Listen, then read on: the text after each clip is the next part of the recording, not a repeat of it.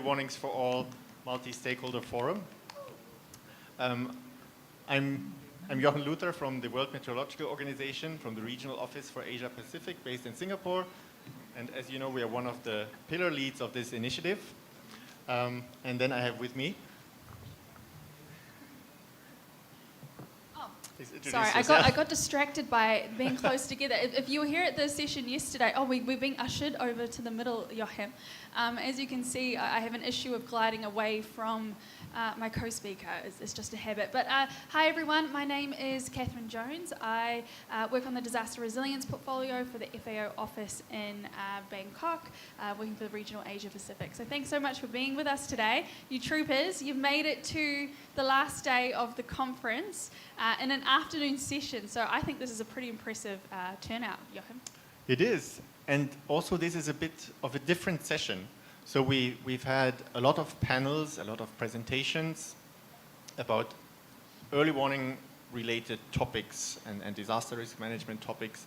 So we thought this event is maybe about knowledge exchange and learning. So there will be no presentation, no panel. There's just an opportunity for you to learn from each other. And by you, I mean the countries that have already started to roll out the Early Warnings for All initiative and the different organizations that have supported them. So from these global pillar leads, the UN organizations, UNDRR, WMO, ITU, but then also the IFRC. But not only them, organizations like FAO, like SCAP, like WFP play very important roles. So they are here with us as well. And they have all experience in the countries with the rollout of this initiative. And we also have many of the countries here, like Bangladesh, Nepal, Maldives, Tonga, who are at different stages of implementing this initiative. So we thought we have different tables, and I will invite you a bit later to go to a specific table. To exchange and like the countries are at different stages, and the tables are according to these different stages. And maybe one thing, Joachim, I think this is great for us to start out and really deep dive into the Early Warning for All agenda, because particularly we've had this multi-stakeholder forum happening for the last few days. But I was wondering, Joachim, can you tell us a little bit about what is Early Warning for All? Because I feel like we might need a little refresher to keep us going, if that's all right. I think so, and I will use awesome. some slides. So it's a very, very short presentation, and it's just a reminder of what we are talking about. Some of you have seen these slides over and over again, but maybe for some of them they are new. So can I ask the conference officers? It's already there. So as you can see, the title of the event is How to Apply the Early Warning for All toolkit. But first, let me talk about Early Warnings for All. So if we can go to the next slide, please. It's a new groundbreaking initiative launched by the UN Secretary General in 2022 on the World Meteorological Day. And then later on that year at COP27, the Executive Action Plan was released. But it is essentially about accelerating the achievement of Target G of the Sendai Framework, the availability and accessibility of multi-hazard early warning systems. Because different assessments have shown that not all countries have early warning systems. In some areas, it's only 50% of the countries, or more or less, depending on which region you're looking at. Although early warning systems do save lives and also livelihoods. And this initiative is aligned with the Paris Agreement, with the Sendai Framework, of course, as I mentioned, but also the Sustainable Development Goals. And yes, it's a new initiative, but it's not new because we've been doing this for a long time, especially with our meteorological services, but also with many other actors. And you can see on the slide some of the initiatives and the events that have really led to this Early Warnings for All initiative. Can we go to the next slide? And as you know, early warning systems are built on these 4 components or 4 pillars: disaster risk knowledge, detection, observation, monitoring, analysis, and forecasting of hazards, warning dissemination and communication, and then preparedness and response capabilities. And these are also the 4 pillars of the Early Warnings for All initiative. And these 4 organizations that I mentioned are leading each pillar, but then together with many other partners. And as important as the 4 pillars are also the inter-pillar domains. So the whole governance aspect, the partnership aspect, advocacy and awareness raising, planning and financing, and also monitoring and evaluation to show that we make progress, to show that these systems do save lives. Next slide, please. And as I mentioned, there are many partners involved. Some of them are here on this slide, and also many donors and financial institutions that have committed to support the initiative. Many of them are on this slide as well. And action is needed, you can see in the lower left, in the technical and scientific area, in the financial area, and also in the political area.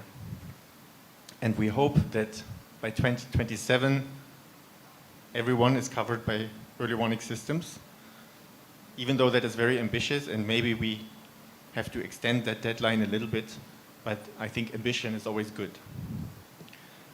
And the next slide, please. Just a little bit about the setup of this initiative. At the global level, we have this executive action plan that I mentioned. We have a pillar-wise and cross-cutting programmatic framework. We have an advisory panel and an inter-pillar coordination group, and also a global dashboard where you can look at the progress that countries are making, both with the rollout and also with the content under each pillar. And also, very importantly, joint communication and resource mobilization strategies. And then at the regional level, which is more and more important, we work really well together here in Asia Pacific among the regional pillars and partner organizations. And we're also working with regional organizations such as ASEAN or SPREP on how regional programs can really help scale up this initiative. And then the most important level is the national level, where we started in 30 countries. 10 of them are here in Asia Pacific, with a toolkit. And this session will be about this toolkit. And we commonly divide the initiative in 2 phases: the catalytic phase, which is about the initial assessments, the kick-off workshops, the development of roadmaps, early warning for all roadmaps, which are both strategic plans but also resource plans. And then the second phase would be a sustained action phase, which is about the implementation of these roadmaps and reviewing them, updating them, and monitoring progress. And the next slide is a bit about this toolkit, because we developed, well, most of the colleagues are in Geneva, developed templates for focal point terms of reference, for coordination mechanism terms of reference, for these roadmaps, for workshop agendas, and a lot of material that can help countries to initiate this process. Which the new thing about it is that really it brings together many actors that maybe before worked in silos or not so well together. Next slide, please. This is just a snapshot of the dashboard. You can scan the QR code and you will land on the earlywarningsforall.org website, where you have a very nice dashboard and you can find a lot of material. And then the last slide is our room with table 1 is over here, and table 2 is over here, table 3 is there in the back. No, it's here in front, sorry. Here in front, it's very bright. And then table 4 is in the back. And this is an additional table, so I would invite colleagues to choose a table with one hint or invitation, and that is that those countries which have already started implementing early warnings for all, so those that are among these 30 focus countries. So if I may invite, for example, participants from Laos, Tonga, and Fiji, Maldives, maybe to join table 4 at the end. And participants who are from Bangladesh and Cambodia, for example, to join table 3. And also Cambodia, but also Solomon Islands, for example. So those that are really in the middle of the gap assessment to join table 2 over here. And the others can join the table 1, which is the kick-off phase.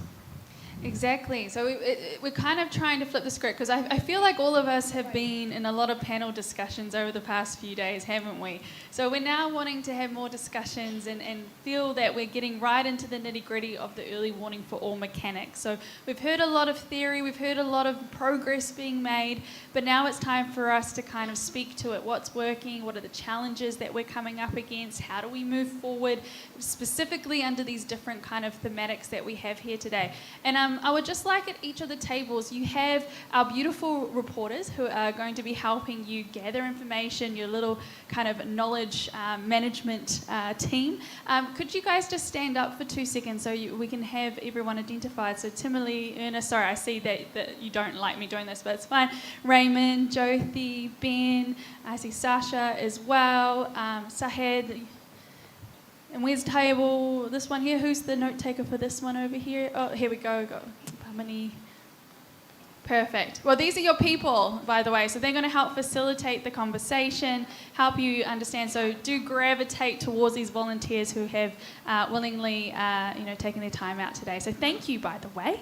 But shall we kick off the conversations and get moving? Yes. Less of us talking, more of them. Maybe just one more thing is that so these resource persons, facilitators, they're not only facilitators, but they have actually participated in many of the workshops and in many of these processes, so they can also share. But we really would like to hear from the countries, from the different government agencies, Red Cross, Red Crescent societies. And we just feel that maybe after 15 minutes you feel like you want to go to another table. So we will look at the watch and invite you after 15 minutes to join another table, and then after the second 15 minutes to again join another table, so that you can also learn about the other phases. So we invite you to join the table that you would like to join, the topic that you're most interested in, and start discussing.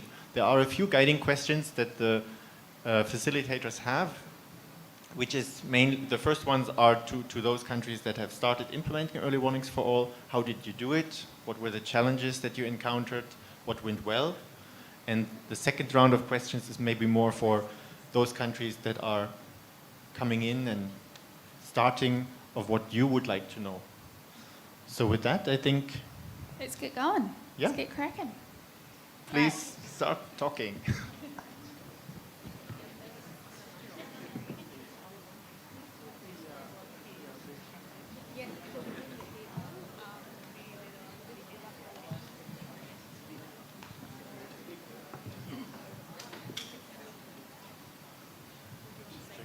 Sorry, can we go to one more slide which explains a little bit the task, and we can leave that slide on the last one.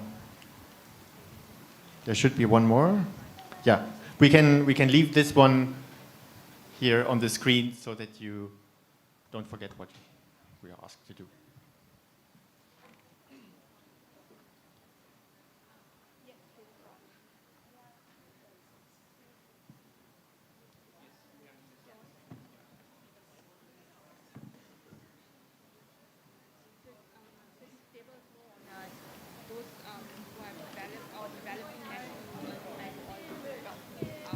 I see table 3 may need some more participants. Table 3 is about the national coordination mechanisms, experiences with that. And it'll be a good time. You've got Raymond and Jyothi, so very experienced in this area. So we've got a few seats here. Is there anyone not? Some people peppered throughout the back. And of course, you can always go to the other table during the next round. Oh, yeah, we got one more here. Table is about how you develop your early warning for all roadmap. So maybe sharing what was actions was taken, what were the challenges, what were the successes in developing the roadmap, so that the new countries can learn from how you all have progressed. If anyone's also in the overspill room, feel free to come in and join us. We've got seats, we've got plenty of space. No need to be out of the room, you know. Come on in. Can you hear me, Amy? Yeah? So who wants to go first? Because I'm not sure which country.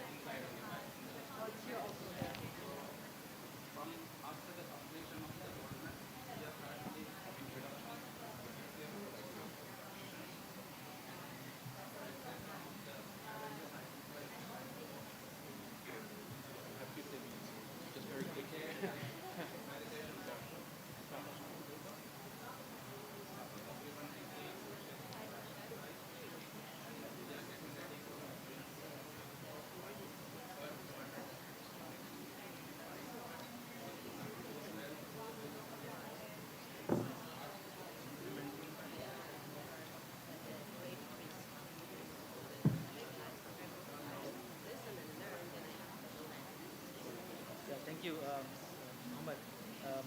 In July 2023, Maldives started the development of roadmap with the UNDRR's very detailed gap analysis, which asks a lot of questions for all the pillars involved.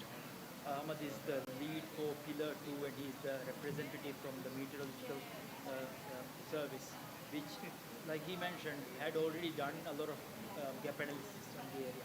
So it was very easy for him that he had already done this work. When I went there, his director general also told me, like, why are we doing this again? I said, if you've done this again, you can just simply put it on the, fill the gap analysis. And the Pillar 2 was the fastest one that developed. But we have Pillar 3, the National Communications Ministry, and Pillar 4, the Maldivian Red Crescent, and Pillar 1, which is the National Disaster Management Authority, who finished the gap analysis. And from the gap analysis, there were priorities developed based on the gaps. And sometimes for each gap analysis, there didn't need to be a separate priority, but maybe you could group a couple of gaps and make one priority as well. So this was created, and several comments on different meetings, bringing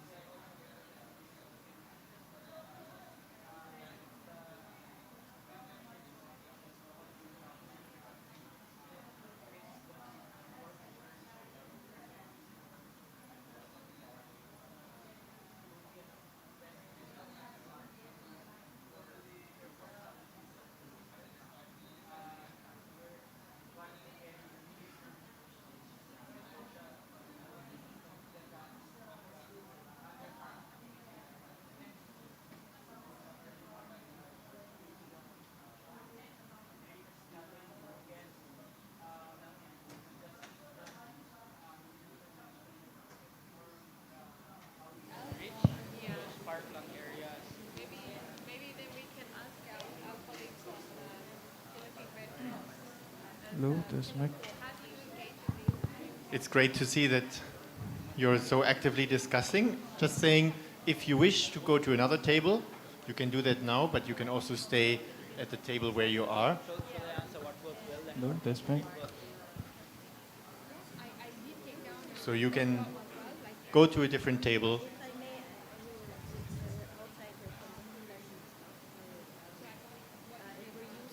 Number one over here is about the kickoff phase. Can we go one slide back?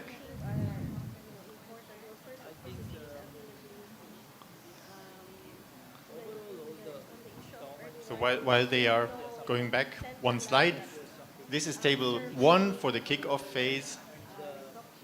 Yes, this one. Table one for the kickoff phase. Table two for the gap assessments. Table three for how to set up or leverage existing stakeholder coordination mechanisms for early warnings for all. And the fourth table over there is how to develop the national early warning for all roadmaps. by the environment and the UNDP. So the UNRC ourselves was very much involved in getting this agenda.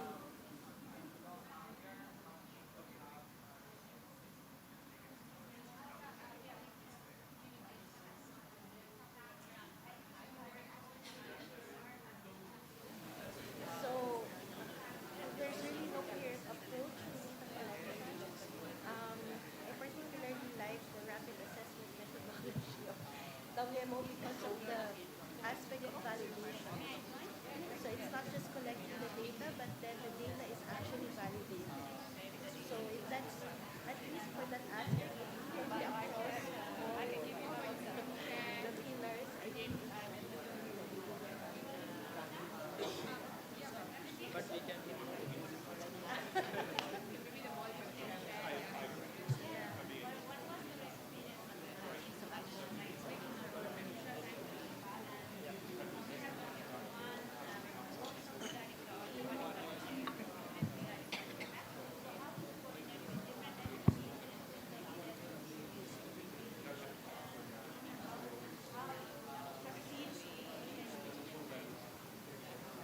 Yeah, so overall, I think one Maldives. So overall, I think our advantage in Maldives is that we are a very small country, as you know, and we have a very small population, which is just 500,000, just over 500,000 people, half of it. So it gets very easy to, and even one-third of the population is living in the capital. It's much relatively, I would say, easier compared to bigger countries to bring everyone together. All the government offices are, this is our strength and also our weakness because it's all too centralized. All the government offices are centered in Mali, and this, the road, the gap analysis and the road. Maybe just to clarify, this learning event is really for the countries who are already implementing, but also for all other countries who would like to know more about this initiative. The ministries were here. So please feel free to share any examples of what you're already doing that aligns with early warnings for all. And I'm sure you're all doing already a lot of interesting work that can be easily aligned. So we just brought people also from the islands as well. And you know, the gap analysis was very helpful in identifying what the gaps were. Using the gap analysis. Yes. And priorities were developed based on what the gaps are. And this was made at the roadmap.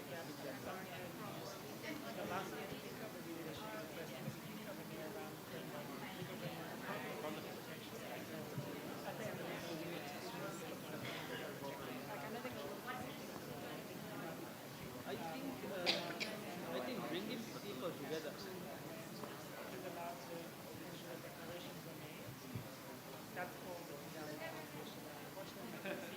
Yes, it's there. It's in the minutes of our.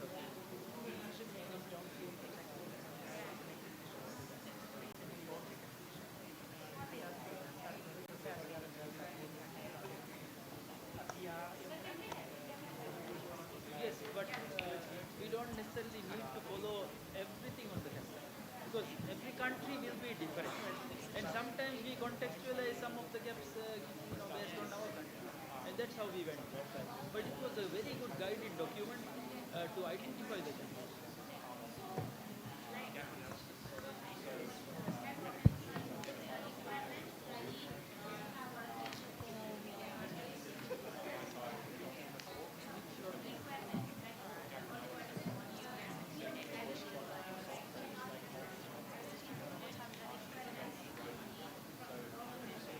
Yes, yes. What we have done is from the gap analysis, we made some priorities to address those gaps. From the priorities comes the activities, and the activities are given also a budget.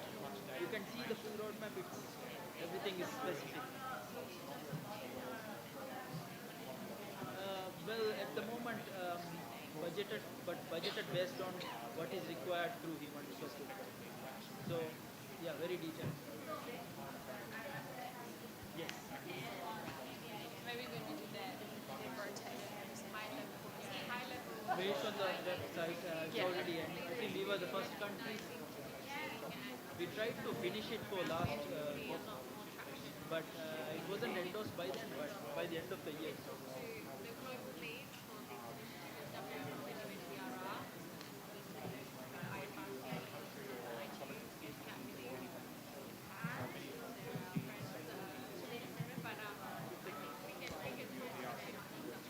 yeah, I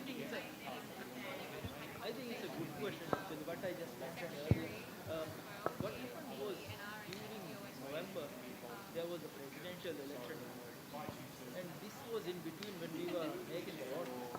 So when the November presidential election was there, people started preparing for that election like 4 months, 5 months ago, and all were distracted towards that, and it was very difficult to bring people together. Nobody had the prioritization for any technical things, all politics that year. But given the formulation of the roadmap took place in last government and the endorsement happened in this government, it shows that irrelevant of political, whatever way they think, people are aligned.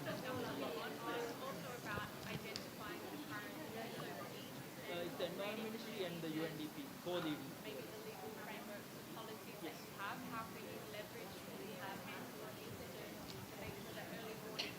We have a law opinion.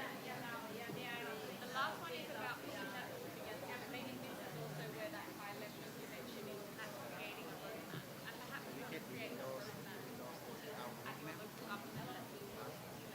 But a lot of countries have created at the national level as well. So something where you can really take action on some of those gaps that you identified with some stakeholders, and then also other countries have budget.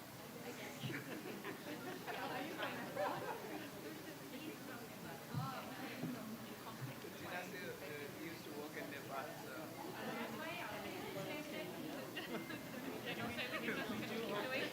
May I ask which institution you college? In French with Thomas. So from the Lao perspective, we have everything like roadmap, the steps, the methods, toolkit, and the full roadmap downloaded into the Google Maps. We have a QR code. If you want to have the details about it, just scan the QR code that I'll give you in the mobile now.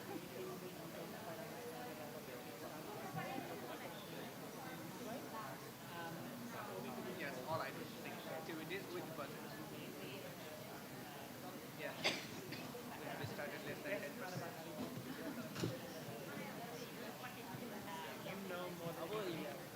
Our implementation is going on, but we are not able to take stock of what has happened. We need to have those quarterly meetings mentioned in the roadmap so that we know how we have progressed. It is the thing, sustainability of this is very important. We have to know how we are moving forward.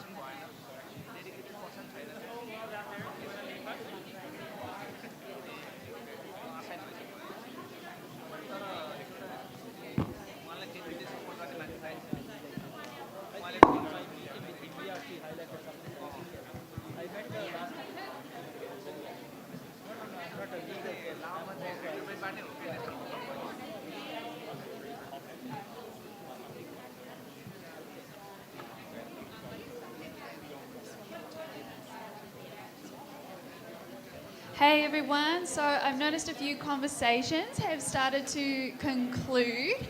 So if you want to stand up and move around to a new table, please feel free to do so. I see this one is very heavy now. Ooh, a lot of you here, which is great. You can stay, of course. I'm not going to force you to leave. We've got some more here, but if you want to come in and join, if you want to move around to a new table, please feel free to do so. And with the note takers and the knowledge experts sitting at the table, please help refine the key messages as well as you move forward. So just once again, you're more than welcome to get up and move to a new table if your conversation has finished.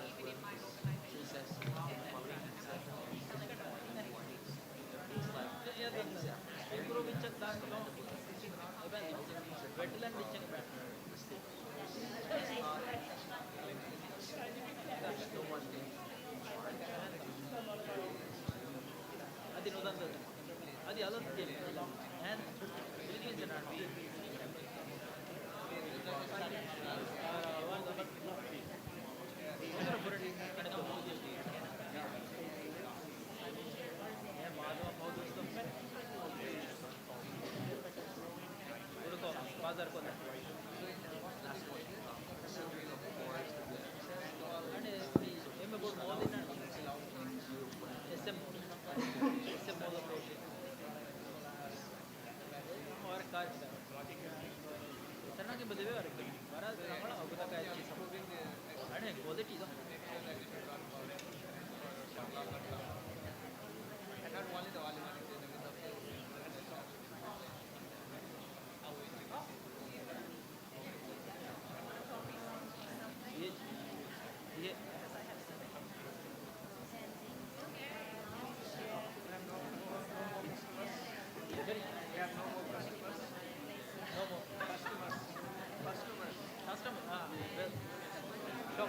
have to close shop first. I have a very interesting session at 3:30. It's on drones and stuff. Oh yeah. Are you going DJ to joining. Our DJ will join. STC.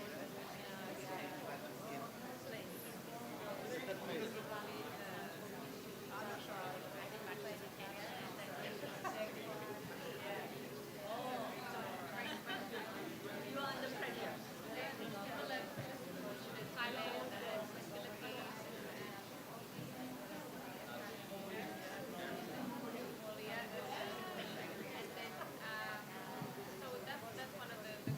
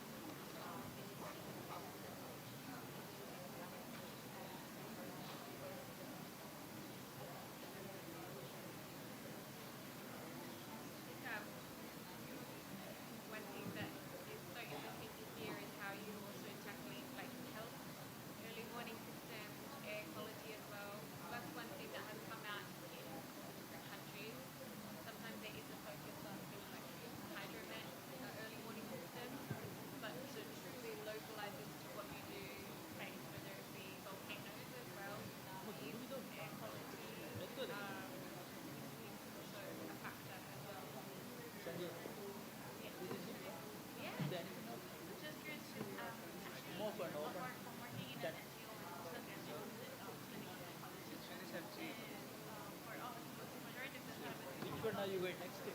Are you going to the drone thing?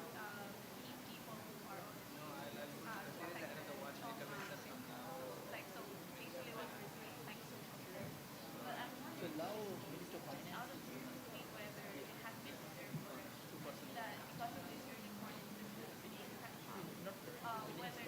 not they are in the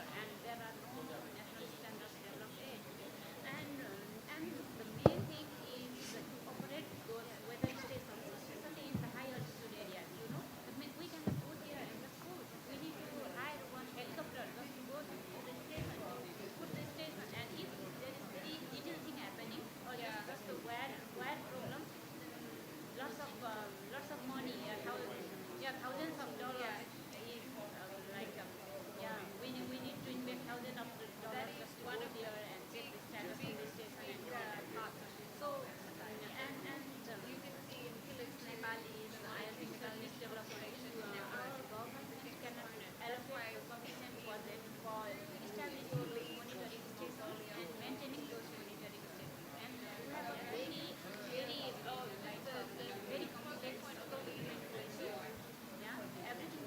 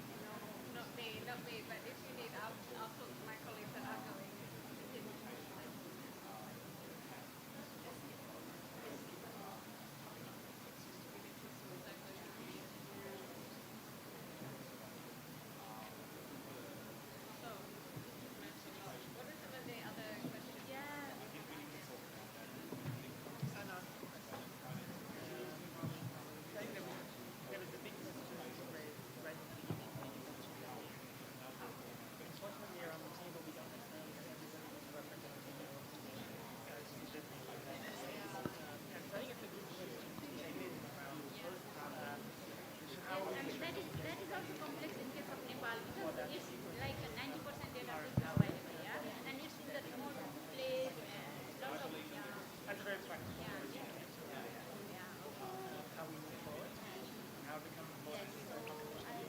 Hi everyone, we'll be wrapping up in a couple of minutes, so just get those points down on the paper, so then we'll move into plenary in about 2 minutes. I see lots of conversations happening, which is fabulous, but a little wraparound will be nice.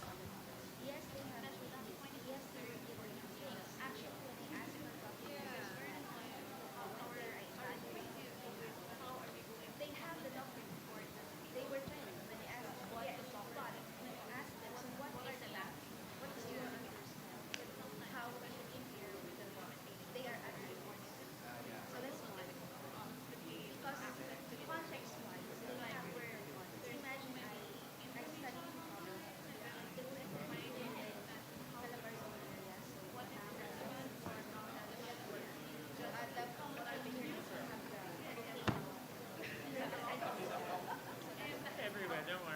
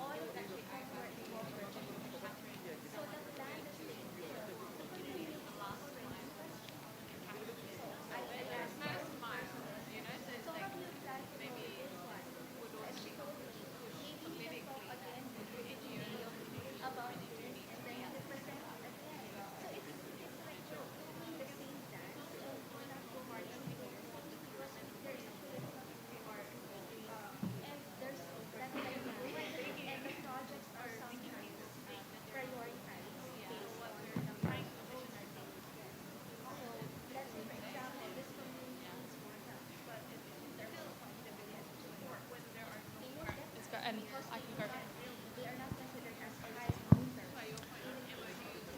Okay, we are coming to an end of the group discussion.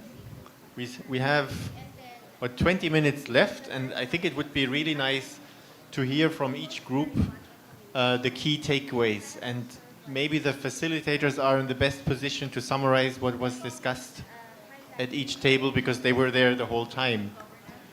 So I'm not sure whether one table is already ready to share some key takeaways or whether you still need a couple of minutes. Maybe I can try with this team over here. Joachim, Ernest, I saw that you were given paper. Have you been designated the person to provide the feedback? Just putting you right on the spot. Hello. Exactly. I saw you guys negotiating and being prepared, so I was like, this is my table. I Come think you straight used the word negotiation very loosely. It was an instruction that was given to me. So I'll try and be brief because I recognize that we don't have a lot of time, Joachim. So at this table we had a pretty rich and fruitful discussion. We had quite a number of members from Philippines, from a whole host of different stakeholder groups. We also had reps from Japan and Mongolia, and Indonesia and Thailand were kind of the migrants that moved over in the second wave. So I think at the outset we had a very clear point that was made around early warning systems and the way in which that this is a part of the responsibilities of local government levels, especially for their particular locales. And I think this was really a conversation around the Philippines. And then there was a conversation around how it's important to understand what the baseline is before moving on. So kind of thinking about where we are at the moment and using that as the opportunity to guide where we then need to go, rather than just kind of like jumping in and trying to kind of run full speed ahead. We were very fortunate. We had representatives from academia here as well, and they kind of ensured that we underscored the importance of ensuring that academia was involved in the process and ensuring that the process is not one that's kind of pushed and pulled in an individual way, but one that is really and truly multi-stakeholder. And then there were conversations around what the system in the Philippines looks like, what the roles and responsibilities of the, and I love the way in which this was described, the DREAM councils, the DRRM councils, because I think it's an important way to ensure that we're posturing the way forward. We're not thinking about something that is disastrous and horrible, but actually we're thinking about something that has an opportunity and hope. And so we had lots of discussions around this. And then, because I'm from the IFRC, I think I should also mention that we had somebody from the Red Cross talk about the ways in which the Red Cross fulfills its auxiliary role by being part of the DREAM councils at all levels, from national right down to barangay level. And then there was a really important point that I think kind of changed the conversation from talking about what the context looks like in the Pacific, in the Philippines at the moment. It was a Freudian slip. And the comment was around how at this table we don't necessarily have individuals who represent the organizations as decision makers or as people who are able to commit. And that kind of sparked the conversation into what the questions that then arose were. So then there was a big question around how are we ensuring as a group, but also as individuals in this room, how are we ensuring that the right people are in this room for discussions like this, but also how are we ensuring that we're empowering the people that are currently at these tables to then take these conversations out of the room into, for want of a better term, the real world. And then there was a question around how do we broach conversations like this with our governments to ensure that we can kickstart the process as effectively and efficiently as possible. And then we had a question, and again, thanks to our colleagues who are joining us from academia, around whether or not there are pieces of research that have already been conducted around the impact that early warning systems has on mental health, whether it's improving or not, which I think was then kind of a subtextual question of, is there funding that's available for this kind of social science research to take place? And then there were questions that were more practical around, is this process of kind of early warning an opportunity that can be used to upgrade online monitoring systems for countries that don't have these as of yet? And then maybe the last point that I'll make is around the importance of ensuring that we have memorandums of understanding among agencies to ensure that we're formalizing partnerships so that we're not kind of operating on goodwill and whims, but we're operating on something that is quite tangible. But I think that that's it from our end. That's so good. Round of applause for this table. I think what I really loved what you focused in on there is like who is coming to the table and who is walking away understanding what they need to. Because Early Warning for All, whilst it is a global initiative, we're seeing now as Joachim and I have been going through, the ASEAN is looking at regionalizing the Early Warning for All approach. You have the Weather Ready and SPREP going forward. It's a highly contextualized topic.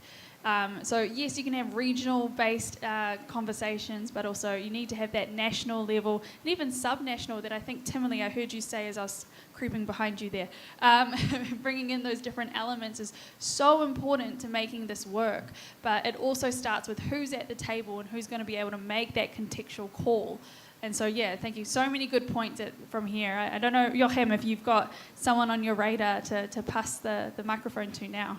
No, I just wanted to say thank you, and I observed that there were really a lot of people at this table, which is the how do you start table. So it was really nice to see that many countries, stakeholders are interested in learning how did you start.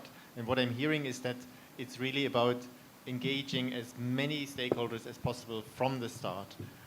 That's what I take away from your summary. Thank you very much.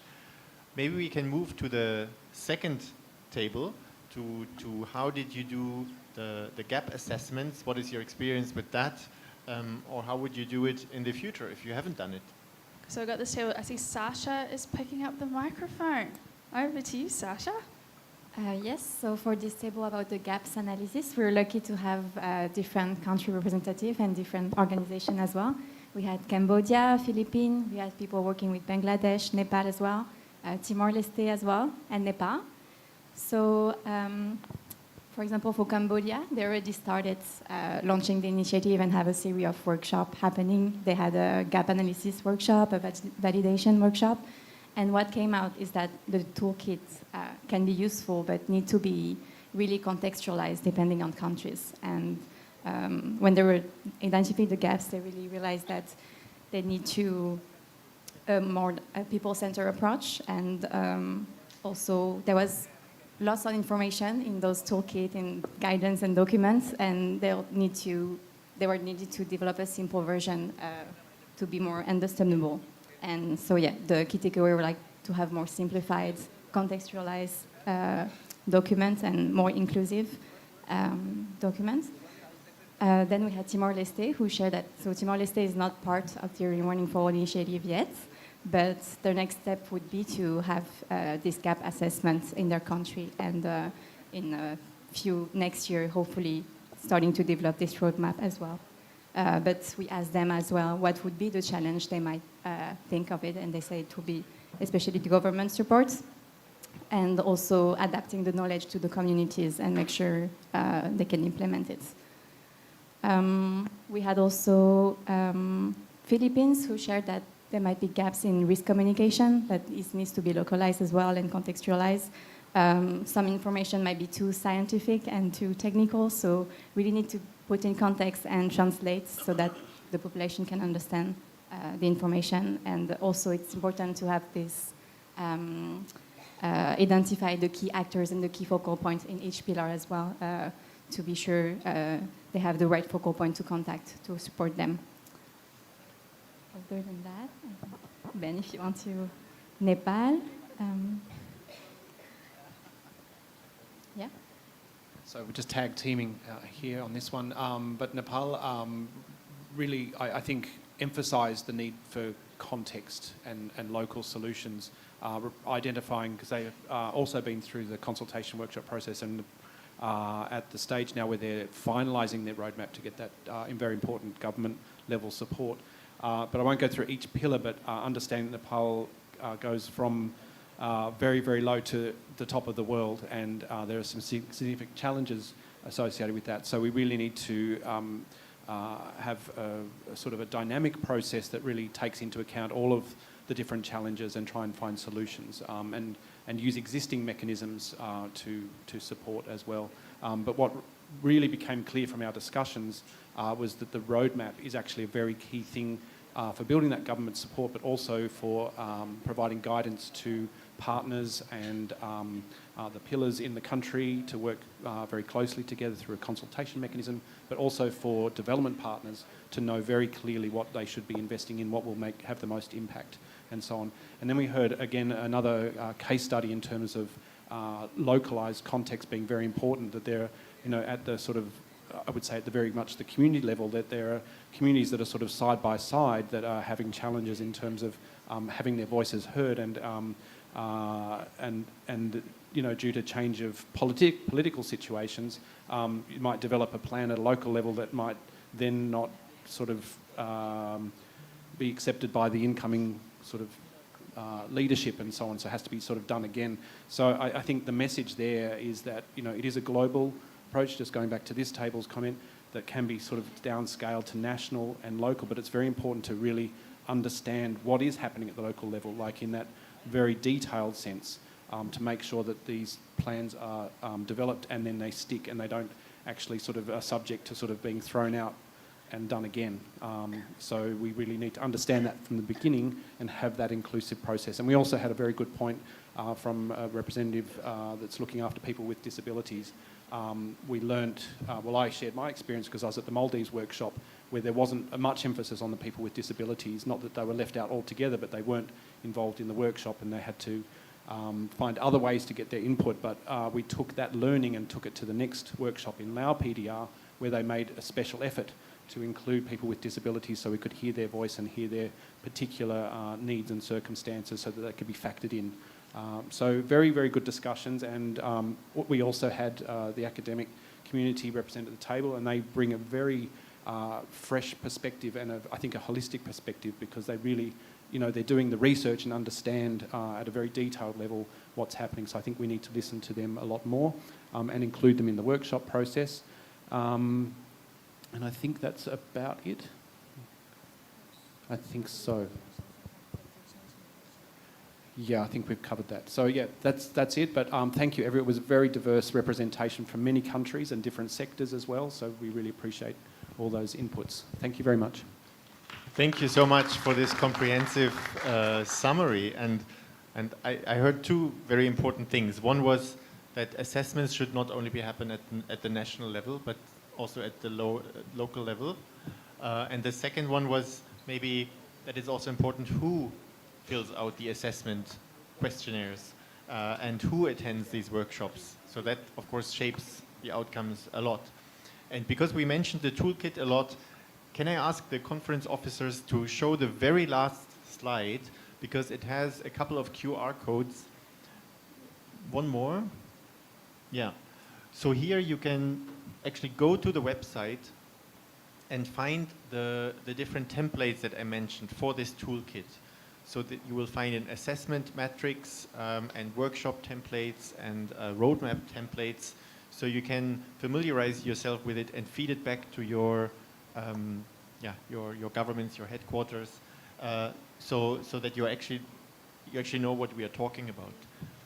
And I think also the pillars, but also the topics here at the tables are not silos. So I think many things come up in every table. So stakeholder coordination, inclusivity, and so on. So maybe that's a good leeway over into group 3, which was about how to set up or leverage the stakeholder coordination mechanism or technical working groups or whatever it is called in each country. So maybe I can invite Raymond or Jyoti to share some of the key takeaways of this critical element of early warnings for all.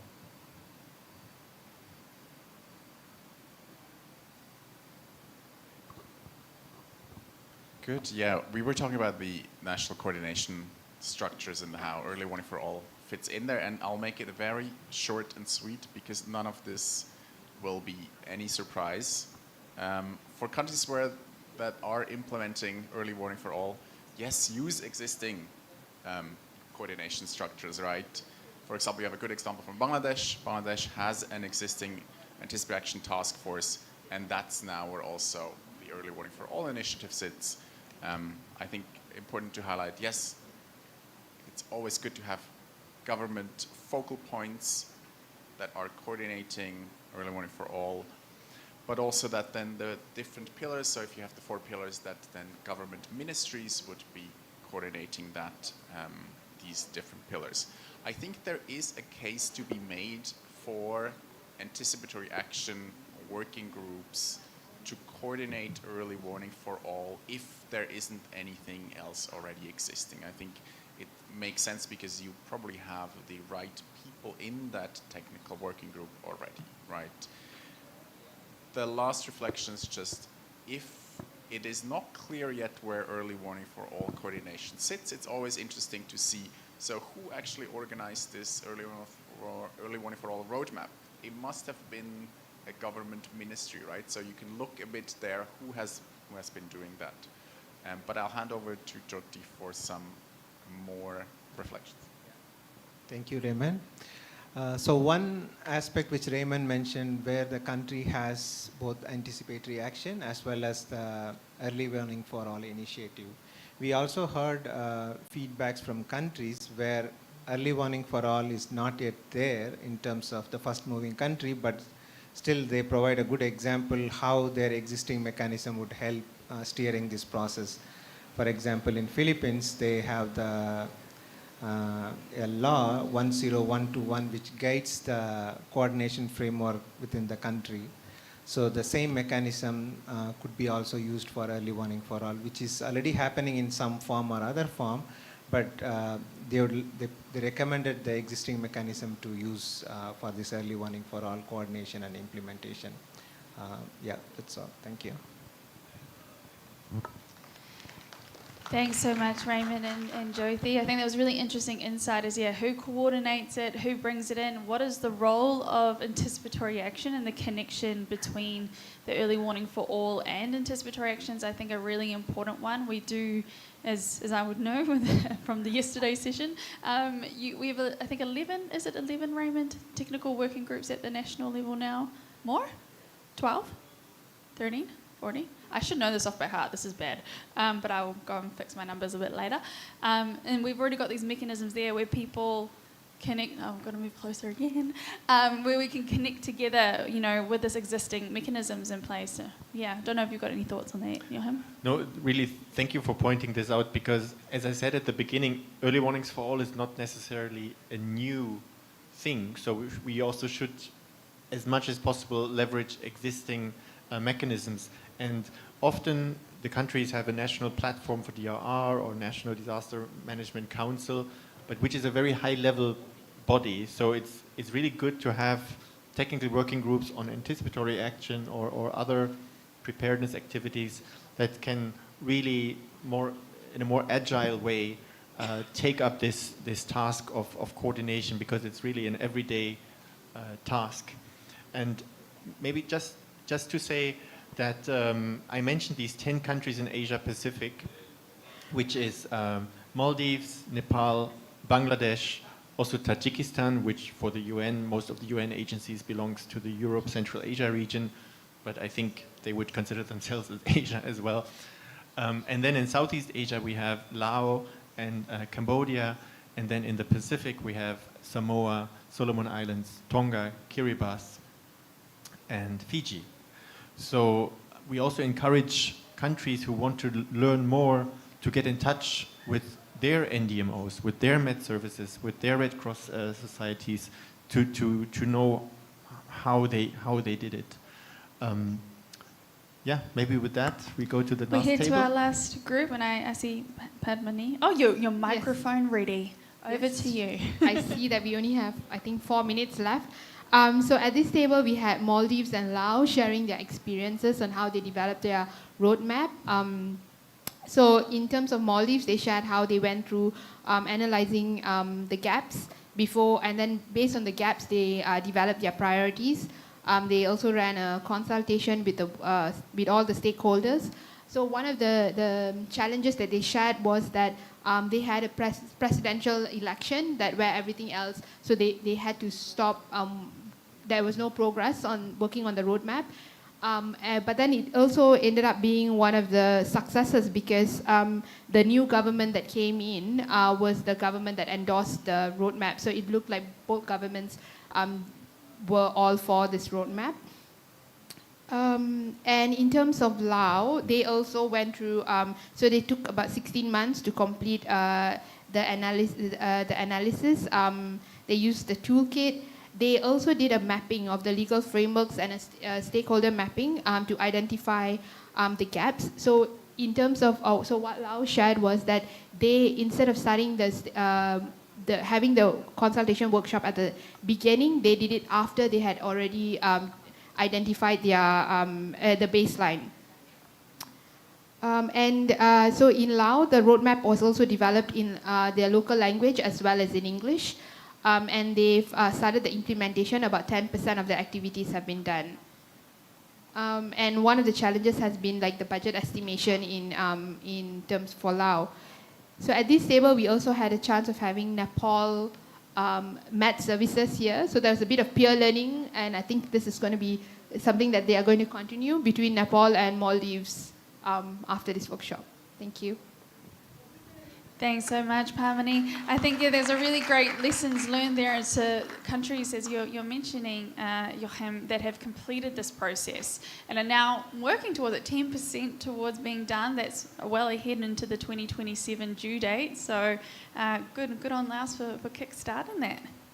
Yes, and these roadmaps are really, I would say a roadmap, a compass, a budgeted plan where both ideally domestic and domestic resources and international donor funds are behind each gap or behind each activity. So that is really the idea, that the country then can go to the international development partners. These are our needs that we have identified through a very inclusive consultation process.